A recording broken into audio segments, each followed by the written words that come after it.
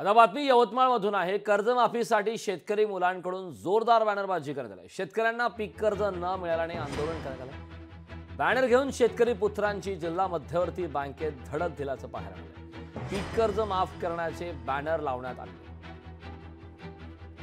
शेतकऱ्यांचं कर्ज माफ करणे म्हणजे यांच्या जिवारी लागते की काय असं या ठिकाणी आम्हा शेतकऱ्यांना वाटून राहिलेलं आहे। त्यामुळे आम्ही शेतकरी पुत्र हे बॅनर सर्व जिल्ह्यात पसरवण्याचं काम करू आणि सरकारला जागा करण्याचं काम करू की सरकारची आज दुबार पेरणीची वेळ आली। सरकार शेतकऱ्यांजवळ खत टोपण्यासाठी पैसे नाही, बियाणं आणण्यासाठी पैसे नाही, कर्ज काढून सावकाराकडून कर्ज काढून बियाणं आणि पेरणी करण्याचं काम शेतकरी करत आहे आणि सरकार अद्यापही कित्येक शेतकऱ्यांना कर्ज देऊन नाही राहिलेले आहे। त्या निमित्त आम्ही म्हणत आहे की शेतकरी पुत्रांची मागणी आहे की शेतकरी कर्जमाफी होऊन शेतकऱ्यांना दिलासा देण्याचं काम सरकारने करावं।